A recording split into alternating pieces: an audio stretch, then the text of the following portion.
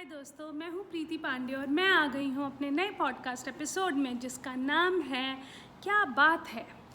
Actually जो हमने अपना लास्ट पॉडकास्ट एपिसोड बनाया था वो था न्याय से परे हैं हम, and it was based on justice is a costly affair. और फिर सडनली कुछ सीरीज़ ऑफ इवेंट्स हुई और बहुत सारी चीज़ें कुछ ऐसी हुई कि प्रियंका चोपड़ा ने बोला अपने पॉडकास्ट एपिसोड में जो यूएस में हो रहा था, जिसका जिक्र हम अपने लास्ट एपिसोड पे कर चुके हैं, कि मुझे बॉलीवुड से बॉयकॉट किया गया। और फिर अपूर्व असरानी जो कि एक एडिटर हैं, राइटर हैं, उन्होंने बोला कि मैंने अपना बेस लोकेशन चेंज कर दिया है मुंबई से गोवा, और मैं बहुत परेशान था। और उन्होंने इस बात की पुष्टि की, जो हम कहते हैं हिंदी में पुष्टि की, वैलिडेट किया कि प्रियंका चोपड़ा के अगेंस्ट कैंपेन रन किया गया था, Sushant Singh Rajput had a real tough time. So कुछ उन्होंने ऐसी बातें करी। हमें ऐसा फील हुआ जैसे कि, जो कि मैंने आपको लास्ट एपिसोड में भी बोला था, कि हम जब अपना पॉडकास्ट एपिसोड बनाते हैं तो हम अपने यूनिवर्स को आगे रख कर बनाते हैं और यूनिवर्स में वो मैसेज डाल देते हैं। एंड आई रियली फेल्ट कि वो मैसेज यूनिवर्स ने रेसिप्रोकेट किया, क्योंकि जब हमारा पॉडकास्ट एपिसोड लोगों ने सुना तो बहुत लोगों ने लिखा, बोला कि अरे ये तो तुम देख लो, तुमने तो कुछ ज़्यादा ही सच बोल दिया है, it's risky, it's not safe, क्या करना चाहते हो, तुमने इतना सच बोल दिया। तो आई पॉन्डर्ड फॉर अ वाइल, बहुत सोचा मैंने कहा यार ये ज़्यादा सच बोल दिया, कुछ गड़बड़ तो नहीं हो जाएगी। पर फिर मुझे लगा कि यूनिवर्स इतना हमारे साथ है कि सडनली ये अपूर्व असरानी वाला हुआ कि अपूर्व असरानी ने हिंदुस्तान टाइम्स में जाके इंटरव्यू ही दे डाला। एंड देन सलमान खान, कल की बात है कि सलमान खान ने जो फिल्म फेयर इवेंट्स में खड़े होकर फिल्म फेयर वालों की आंखों में देखकर सच बोलने पर उतर आए, कि जब वो बोल रहे हैं कि जितेश पिल्लई जी की जिनसे दोस्ती होती है उनको अवार्ड्स मिल जाता है, मैंने प्यार किया के बाद मुझे बोला गया था मुझे अवार्ड मिलेगा, मुझे नहीं मिला, एंड थिंग्स लाइक दैट। तो आप जाके सुन सकते हैं। तो हम बहुत ही मोटिवेट हो गए, ऐसा लगा कि क्या ये लोग मेरा पॉडकास्ट तो नहीं सुन रहे, ये सुनकर तो नहीं ये मोटिवेटेड हो रहे। तीसरी चीज़ जो बहुत ही स्ट्रेंज थी वो ये थी कि एक और आज सुबह सुबह मैंने स्नैपशॉट सा पढ़ा जिसमें सलमान खान बोल रहे हैं कि OTT में भी सेंसर बोर्ड को काम करना चाहिए, क्योंकि OTT में सारा कचरा जा रहा है। अब अगर आपने हमारा लास्ट पॉडकास्ट एपिसोड नहीं सुना तो आप जाकर ज़रूर सुने, उसमें हमने इस लाइन का जिक्र किया है। तो अगर लोग हमारा पॉडकास्ट सुनकर या यूनिवर्स हमारे पॉडकास्ट को सुनकर रेसिप्रोकेट कर रही है, then we are more than happy. अब आज का जो एपिसोड है जिसमें हम कह रहे हैं क्या बात है, तो इसमें हम चाह रहे हैं हर इंसान की, हर मूवी की, हर सीरीज़ की तारीफ़ करना, जो कि हमने अपने लास्ट पॉडकास्ट में नहीं किया। हमने सिर्फ बुराई करी, आज हम सिर्फ बड़ाई करने वाले हैं। बड़ाई करने वाले का मतलब ये नहीं कि हम फेक या झूठी बड़ाई करने वाले हैं। जो चीज़ें हमें अच्छी लगी, जिनका हमने blink of an eye page में पॉजिटिव रिव्यू डाला है, या किसी का काम या किसी की बोली हुई कोई बात हमारे दिल को, हमारे रूह को छू गई, उसका जिक्र आज हम ज़रूर करेंगे, दिल से करेंगे। तो क्या बात है सेक्शन में, बाय द वे ये हार्डी संधू का गाना है ना, क्या बात है। So thank you Hardy Sandhu, हम आपके क्या बात है को की लेगेसी को आगे बढ़ा रहे हैं, और वो भी इतने खूबसूरत अंदाज में। इसमें हम क्या जिक्र करना चाहते हैं कि हमने क्या देखा। हमने देखा अलीगढ़। तो जैसे ही ये अपूर्व असरानी का HT में आया, of course like everybody does, we did do Google, पढ़ा उनके बारे में, जाना उनके बारे में, और हमने अलीगढ़ मूवी फिर से देख डाली, जो कि हमने आधी अधूरी चलते फिरते देखी होगी। और फिर अलीगढ़ में बहुत अच्छी अच्छी चीज़ें लगी, और अलीगढ़ मूवी अगर आपने नहीं देखी है तो ज़रूर देखें। इट्स अ क्रिटिक्स मूवी, बहुत स्लो है, वो आपका पठान की तरह स्काईफाई एक्शन मूवी नहीं है, इवन भोला की तरह, we will come to it. पर वो बहुत ही अच्छी मूवी इसलिए है क्योंकि उसमें सारे फीलिंग्स रेसिप्रोकेट किए गए हैं। This simple movie which is based on a true story, एक ऐसे प्रोफेसर के बारे में है जो कि अलीगढ़ मुस्लिम यूनिवर्सिटी में था, उसकी रियल लाइफ पे आधारित है। और था इसलिए बोल रही हूँ क्योंकि वो अब नहीं है। और उनकी जो जीवन थी, मतलब इसमें आपका LGBTQ एंगल है, और इसमें आपका नेपोटिज़म एंगल है, इसमें आपका रिलीजन एंगल है, इसमें सारे वो एंगल हैं।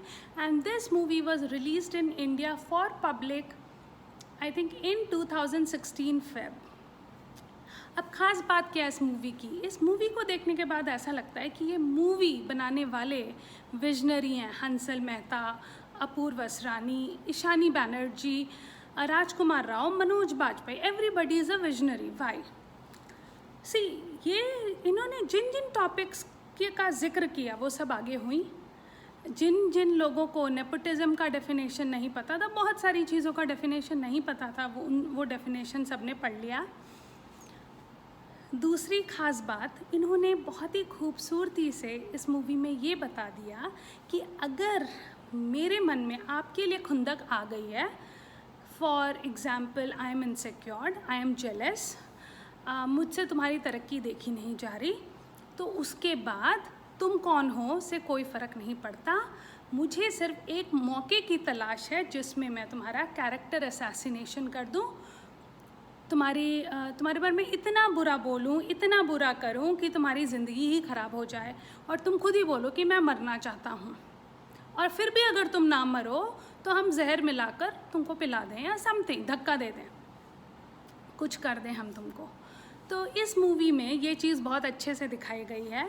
तो बहुत ही सटल कम्युनिकेशन है, बहुत ही प्यार से बोला गया है, पर बहुत ही क्लियर कम्युनिकेशन है, जिसमें ये जो टीचर है, ये जो लेक्चर आ रहे हैं, जो प्रोफेसर हैं, वो क्या बोलते हैं कि जिस दिन मैं चेयरमैन बना उसी दिन मुझे पता चल गया था कि मैं ज़्यादा दिन इस कुर्सी पर नहीं ठहरूंगा।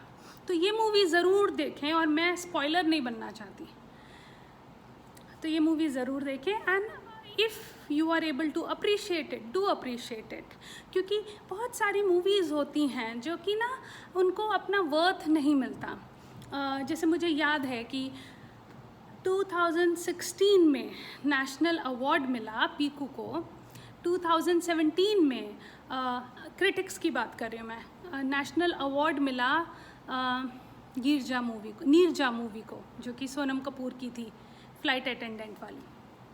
दोनों बहुत अच्छी मूवी थी, पर अगर आप मुझसे पूछें और सच पूछें तो मैं बोलूँगी कि ये दोनों मूवी अलीगढ़ के सामने कुछ भी नहीं थी। Neerja was not a hardcore critics movie, it could have been, अगर आपको इतना मन कर रहा था नीरजा को अवार्ड देने का तो आप उसको पॉपुलर कैटेगरी में दे सकते थे। अगर आप पीकू जैसी मूवी में लॉजिक ढूंढ सकते हैं, जो कि आज नहीं बोल रही हूँ मैं अरसों से बोलती आ रही हूँ, मेरे पास्ट के बहुत सारे पॉडकास्ट एपिसोड्स में मैंने पीकू की तारीफ़ की होगी, मतलब सरकास्टिक वे में मैंने उसकी बुराई की होगी, क्योंकि पीकू मूवी में अगर आप अर्थ ढूंढ सकते हैं, मतलब हमारे क्रिटिक्स इंडिया के, अगर हमारा सेंसर बोर्ड इतना इंटेलिजेंट है, इतना ब्राइट है कि पीकू जैसी मूवी का अंत समझ लेता है। और प्लीज़ एक काम ज़रूर करिएगा, मैंने भी किया था, गूगल करिएगा कि पीकू मूवी का मॉरल क्या था, आपको इतना सुंदर आंसर मिलेगा, मैं आपको क्या बताऊँ। And see, this is all digital marketing, okay, जो प्रमोट करना चाहो कर सकते हो। तो मुझे बस इतना जानना है ये क्रिटिक्स और ये सेंसर बोर्ड और इन सब से, कि अगर आपको पीकू में भगवान मिल गए तो आप अलीगढ़ में आपको भगवान छोड़िए, आपको अल्लाह कैसे नहीं मिले, मतलब मिलने चाहिए था ना। तो पता नहीं। दूसरी बात, मतलब एक डिफरेंट टॉपिक पे अब मैं डाइग्रेस कर रही हूँ। तो दूसरी बात जो मेरे जहन में आई अलीगढ़ मुस्लिम यूनिवर्सिटी को देखकर, अलीगढ़ को देखकर, कि इस मूवी में बहुत ही प्यार से अलीगढ़ मुस्लिम यूनिवर्सिटी की इम्पोर्टेंस को समझाया गया है। उन्होंने बताया है कि इसका रोल, इस यूनिवर्सिटी का रोल हमारे कल्चरल हेरिटेज को बढ़ाना है, इस यूनिवर्सिटी का रोल एक बहुत ही बढ़िया एजुकेशन देना है, इस यूनिवर्सिटी का रोल फ्रीडम फाइटर्स से कनेक्टेड है। जो फ्रीडम फाइटर्स थे उनका ये नर्सरी हुआ करता था, और ये मुस्लिम्स के अभिमान को इन अ पॉजिटिव सेंस उनके कॉन्फिडेंस को बहुत बढ़ाता था ये अलीगढ़ मुस्लिम यूनिवर्सिटी, और आज भी बढ़ाता है। आज थोड़ा कम इसलिए हो गया है क्योंकि इसको धीरे धीरे धीरे धीरे पॉलिटिसाइज कर दिया गया। ठीक है, बहुत ही अच्छी सी बात है। अब न्यूज़ में आया कि एनसीईआरटी में से हमने मुग़ल कोई शुक्ला हैं, मैंने नाम पूरा नहीं मुझे ध्यान है, पर शुक्ला है सरनेम, राइट, वो आए हैं और उन्होंने क्या किया, एनसीईआरटी के सिलेबस से मुग़ल का चैप्टर सारा हटा दिया। Very good. अब उनके पीछे मत पड़ जाएगा आप लोग। What I am trying to say is, बहुत ही सिंपल है, वो तो सिर्फ एक दस्तखत है, पीछे तो बहुत सारे लोग हैं, किस किस को पकड़ेंगे हम, पकड़ना है भी नहीं। यहाँ पे moral of the story is India को एक हिंदुत्व देश बनाने के चक्कर में कहीं हम खुद को ही ना भुला दें। जितना मेरे अंदर हिंदुइज़्म है उतना ही मैं सिख भी हूँ, मैं मुस्लिम भी हूँ और मैं ईसाई भी हूँ। अगर मैंने स्कूल मैं गई और अगर वो कॉन्वेंट था तो मैं क्रिश्चियन थी उस वक्त, अगर मेरे दोस्त मुस्लिम हैं तो मैं उस वक्त मुस्लिम हूँ, अगर मैं धर्म से हिंदू हूँ तो मैं हिंदू भी हूँ, और अगर मेरे अंदर थोड़ी भी फीलिंग्स है सिखिज़म के लिए या मेरे गुरु सिख थे तो मैं सिख भी हूँ। अब अगर आप ये मेजर करने की कोशिश कर रहे हैं कि मुस्लिमों को मार दिया जाए तो मुझे कितना दुख होगा, तो मुझे उतना ही दुख होगा। किसी को भी आप मेरे यूनिवर्स से अगर हटाएंगे तो मेरे बचपन का एक हिस्सा उसमें से कट जाएगा। ये बात लोगों को जो भी दंगा फसाद या कुछ भी करते हुए ये बात नहीं समझ आती। ये बात बिल्कुल सही है कि अगर आपको कोई इंसान अच्छा नहीं लगता है, कोई परिस्थिति नहीं ठीक लगती है, आप वहाँ से दूर हट जाएं। पर आप मारें पीटें, मुग़ल सल्तनत की पूरी, और मैंने कहीं पढ़ा, I did not validate it, कि वो 200 ईयर्स की मुग़ल हिस्ट्री थी। भाई साहब 200 की नहीं, अगर सिर्फ 100 ईयर्स की भी मुग़ल हिस्ट्री थी तो आप उसको मेरे बचपन से कैसे छीन सकते हैं? आप हिस्ट्री की किताब से उस मुग़ल चैप्टर्स को कैसे गायब कर सकते हैं?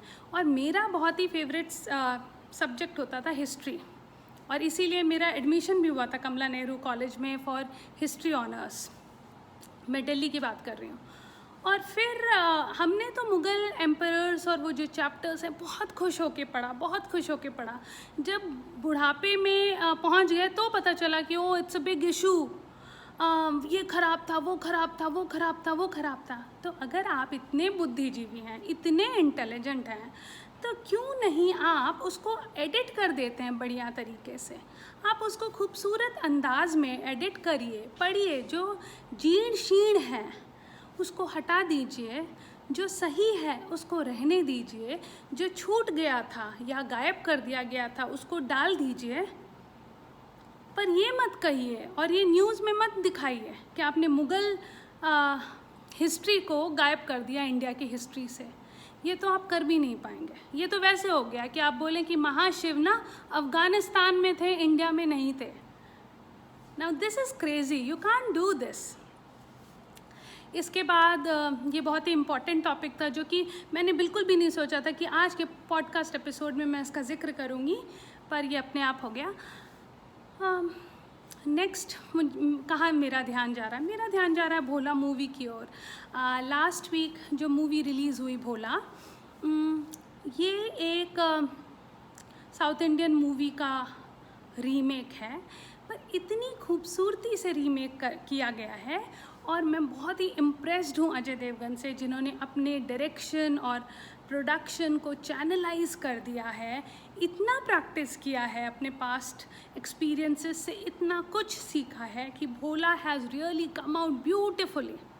अब अगर आप भोला या भेड़िया या पठान जैसी मूवीज़ को, इवन ब्रह्मास्त्र को अगर आप घर में देखते हैं और आप डबल स्टैंडर्ड की तरह जो avatar the way of water को जाके आप थिएटर में देखते हैं, और वो इतनी लेंदी मूवी, जैसे किसी ने एडिटिंग ही करना, कोई एडिटर्स हो गया था शायद जब Avatar the way of water movie उन्होंने डिसाइड किया कि रिलीज़ करना है, तो editor had gone for a sabbatical, he did not return, so the movie was so lengthy. पर हमने उसकी इतनी तारीफ़ की, इतनी तारीफ़ की। और पता है क्या होता है, जब भी कोई वेस्टर्न मूवी आती है ना, इंडियंस उसका बड़ा बढ़ चढ़ के तारीफ़ करते हैं। पता है क्यों? उनको लगता है इसको ना पता चल जाए मुझे समझ नहीं आई है, इसको ना पता चल जाए कि मैं मूवी में ना पॉपकॉर्न खाने गई थी, या मैं ना पेप्सी पीने गया था और मेरा तो ध्यान बच्चे पे था, मेरा तो ध्यान मूवी पे ही नहीं था।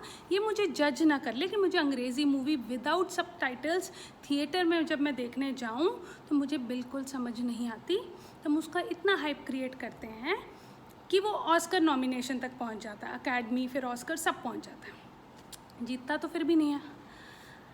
पर हम अपने घर की बनाई हुई खेती, जो कि आप भेड़िया देख लीजिए, जब आप जाएंगे उसको 3D में देखने, जिन्होंने भी देखा होगा जब वो भेड़िया बन रहा है, कितना खूबसूरत भेड़िया बन रहा है। अगर आप भोला देखेंगे, Bholaa is amazing, and the best part about Bholaa is Deepak Dobriyal. Deepak Dobriyal, you are awesome. इसलिए नहीं क्योंकि मैं आपसे बात करती हूँ या मैं आपसे टच में हूँ या मैं आपको जानती हूँ, नो, इसलिए क्योंकि आपने ये बेहतरीन परफॉर्मेंस किया है। दोबारा हम अगर जिक्र करें तो मैं इस बात का जिक्र करना चाहती हूँ कि nepotism is a very important topic. तो क्या हुआ कि कुछ टाइम पहले, आई थिंक 2 महीने 3 महीने पहले, हमने डिसाइड किया कि क्यों ना हम भी ज़रा रेडिट में गोते मारे और देखें रेडिट में चल क्या रहा है। तो जब हम रेडिट में गए, हमें तो पहले समझ ही नहीं आया ये चल क्या रहा है। ये ऑल टुगेदर बहुत ही डिफरेंट प्लेटफॉर्म है जहाँ पे लोग कमाल कर रहे हैं। तो जब हमने रेडिट देखा, हमने उस पर कोशिश करी, हम एक ग्रुप में घुस गए, और हम बॉलीवुड का था ऑफ कोर्स, तो हम उस ग्रुप में घुस गए और हमने देखा कि वहाँ पर रणबीर और आलिया की इतनी तारीफ़ हो रही है, इतनी तारीफ़ हो रही है, बहुत अच्छी बात है। और उसी वक्त शायद कंगना ने कोई बात बोली होगी जिस पे ये इतने भड़के हुए थे कि इन्होंने दुनिया के कोई अपशब्द को नहीं छोड़ा, इन्होंने उसका भर भर के प्रयोग किया। रेडिट के मॉडरेटर्स ने, रेडिट ने उनको बैन नहीं किया। हमने एक लाइन लिख दिया कि भाई क्या बात है, इस ग्रुप में क्या सारी PR टीम आ गई है जो मतलब कत्लेआम करने पे लगी हुई है। ऐसे लग रहा था कि पहले आप रोड पे सुनते थे कि दंगल हो गया, हाँ दंगा फसाद हो गया, जो हम शब्द यूज़ करते हैं, इमरजेंसी डिक्लेयर हो गया।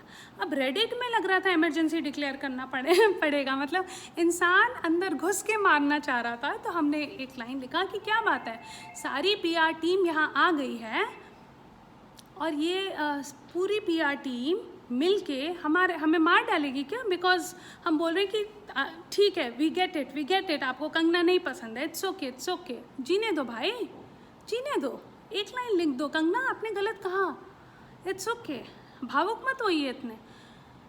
इस बात पे बैन कर दिया गया आपको, ग्रुप से बैन, रेडिट से बैन ख़त्म। मतलब हाई लेवल की गुंडागर्दी चल रही थी।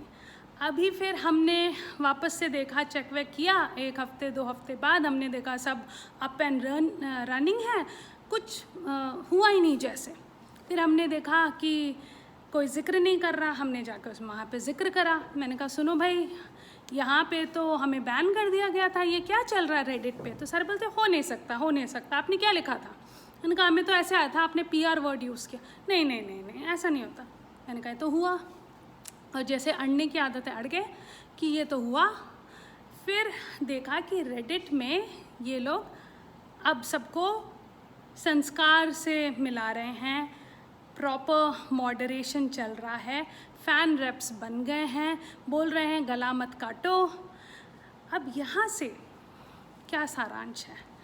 देखिए, जब नेपोटिज़म का टॉपिक आता है सब जगह है, जो कि हमने हमेशा जिक्र किया है। अब जैसे सलमान खान है, अब हम उनके फ़ैन बने 5th या 6th या 7th 8th 9th 10th में, कभी भी हम उनके फ़ैन बन गए। तब तो हमें पता भी नहीं था, कौन एक्टर किसका बेटा, कौन नेपोटिज्म क्या, हमें तो बस पता था हमें सलमान खान पसंद है, दूसरे को शाहरुख खान पसंद है, हम उसी में लड़ मर लेते थे। बात बस इतनी है कि नेपोटिज्म हम घुस घुस के नहीं बोल रहे, और नेपोटिज्म का हम झंडा भी नहीं फहराना चाहते। अगर आप एक कॉन्शियस सिटीज़न हैं, अगर आप एक इंसान हैं जो इक्वालिटी पे विश्वास रखते हैं, तो ऐसा नहीं हो सकता कि आप अजय देवगन की मूवी देखें और आप बोलें कि नहीं भोला तो अच्छी है, पर हम नहीं बोलेंगे कि भोला अच्छी है क्योंकि ये तो एक फाइट मास्टर के बेटे हैं, इनकी शादी काजोल से हो गई है। बिल्कुल उसी तरीके से जब हम सलमान खान का जिक्र करते हैं, सलमान खान ने क्या किया क्या नहीं किया, जो भी मीडिया में उछलता है वो पीछे क्या हुआ उससे उछलता है। सलमान खान ने स्क्रीन पे हमारे सामने, मुझे तो लगता है मोस्ट वेल बिहेव्ड एक्टर हैं हमारे सामने जो हमने देखा। अब इसका मतलब ये नहीं है कि पीछे जो हुआ या हमने पढ़ा सब गलत था, हम वहाँ नहीं जाएंगे, पर बोलने का बस इतना मतलब है कि अगर आप 5% के लिए भी ये सोचते हैं कि इनके कोई दुश्मन नहीं है या मेरा कोई दुश्मन नहीं है because I am a nobody, तो आप गलत समझते हैं। तो वापस से उसी बात पर आ जाते हैं कि जो हमने कहा था कि जो एक हमारी जो कंडीशनिंग हुई है हमारी ज़िंदगी की, लाइफ की, जिसमें हमने एक लेंस लगाया हुआ है जो फिक्स हो गया हमेशा के लिए कि हम एक सेट पैटर्न में सोचते हैं, हमें आउट ऑफ द बॉक्स सोचना शुरू करना पड़ेगा। बहुत ज़रूरी है इंडिया को लिबरेट करने के लिए। आज भी हम स्लेव्स बने हुए हैं। अब फिर जिक्र हुआ कंगना का। हमने नहीं बोला कि कंगना जी ने आज तक सब कुछ कमाल किया है और हम वैलिडेट कर रहे हैं कि कंगना जी ऑसम है, नहीं, हम कर ही नहीं सकते, हम उनको जानते ही नहीं हैं। हम बस इतना कह रहे हैं कि कंगना जी कुछ भी बोल रही हैं, आप उनका गला पकड़ के मत परेशान हो जाइए। गलत बोल रही हैं, तरीके से आप हैंडल करिए। बिल्कुल इसी तरीके से जैसे कि कंगना और दीपिका पादुकोण और ऐसा एक राउंड टेबल कोई टॉक शो है जिसका वीडियो सर्कुलेट हो रहा है रेडिट पे। अब उस वीडियो में क्या दिखाया जा रहा है कि कंगना ने अपनी बात ख़त्म तक नहीं की है और विद्या बालन हंसना शुरू कर दिया। विद्या बालन ने ज़ोर से, और दीपिका पादुकोण भी ज़ोर से हंस रही हैं, और उनको जस्टिफाई करने के लिए आई थिंक राजीव मसंदी हैं, राजीव मसंद भी हंस रहे हैं और निमृत कौर भी हंस रही हैं। और बहुत क्लियरली दिख रहा है कि निमृत कौर और राजीव मसंद पे तो प्रेशर है कि हमें तो हंसना ही पड़ेगा, और दीपिका पादुकोण और विद्या बालन आँखों आँखों में इशारे करके हंस रही हैं। Now if we come across this kind of nepotism where you're trying to pull down, where you're trying to work, जहाँ पे आप जानबूझकर किसी को नीचा दिखाने की, नीचे खींचने की, परेशान करने की, कंफ्यूज करने की, कॉन्फिडेंस हिलाने की कोशिश कर रहे हैं, दैट इज़ sheer nepotism। आप ये नहीं कर सकते। फिर जिक्र होता है विद्या बालन का। अब लोग कहते हैं कि विद्या बालन तो अच्छा, बहुत इंटरेस्टिंग था कि पता चलता है कि नेपोटिज्म की डिक्शनरी में विद्या बालन का नाम नहीं है। तो किसी ने बहुत अच्छी बात लिखी, किसी ने लिखा कि इंडिया में नेपोटिज्म पता है क्या होता है, जो बॉलीवुड में होता है, जिसके माँ बाप बॉलीवुड में होते हैं, वो नेपोटिज्म होता है। मैंने कहा वाह क्या बात है। नेपोटिज्म कहीं भी हो सकता है, कैसे भी हो सकता है। अगर आप किसी टॉप शॉट के बच्चे हैं, वो टॉप शॉट मैन्युफैक्चरिंग कंपनी में हो, सीमेंट की कंपनी में हो, दूध मिल्क बास्केट का हेड हो, सॉरी हाँ, मतलब I am just giving a वेग एग्जांपल, अमूल का हेड हो, मैजिक मसाला सोचो कोई कंपनी है उसका हेड हो, उसका कोई बच्चा हो और वो एक्टिंग में चले जाए, आपको क्या लगता है? क्योंकि ये सारे लोग एक ही पार्टी में उठते बैठते हैं, जाते हैं, आते हैं। अब NMACC के इवेंट में क्या हो रहा है, सिर्फ बॉलीवुड वाले थोड़ी आए हैं, स्पोर्ट्स वाले आए हैं, सब आए हैं, ठीक है, वो आपस में उठ बैठ रहे हैं। तो बहुत ही अच्छा एग्जाम्पल दिया किसी ने कि मुकेश अंबानी के ख़ानदान से कोई अगर कल बॉलीवुड में जाएगा तो क्या हम उसको नेपोटिज्म कहेंगे? ऑफ कोर्स कहेंगे, राइट? क्या मुकेश अंबानी ने पीछे से, उनको तो बोलना भी नहीं पड़ेगा कि इसका ख्याल रखना, ऑफ कोर्स, राइट। तो नेपोटिज्म समझना, और ये जो भी मैं आपको बोल रही हूँ, जो भी मैं ये खुल कर बातें कर रही हूँ, देखिए मेरी जो टारगेट ऑडियंस है ना, टियर 1 तो है, एज इन मेट्रोज तो है, मैं ये नहीं बोलूँगी वो नहीं है, पर ख़ास कर जो ये पॉडकास्ट एपिसोड है, जो ये सरल तरीके से, नॉर्मल तरीके से बनाया जाता है, ये इस एम से बनाया जाता है कि ये टियर 2 और टियर 3 गांव कूचे के लोग भी सुने तो उन्हें समझ आए। ये मैं मानती हूँ कि कुछ कुछ शब्द होंगे जो वो नहीं समझ पाएंगे, बट स्टिल कोशिश यही है कि वो भी समझ पाएँ जो भी बोला जा रहा है। फिर ऐसे ही जिक्र हुआ फेमिनिज़म का। What is feminism? लोग आड़े टेढ़े एग्जाम्पल्स देते हैं, बातें करते हैं। जो हमारी एक्ट्रेसेस हैं उनको फेमिनिज़म के बारे में कुछ नहीं पता होता क्या है।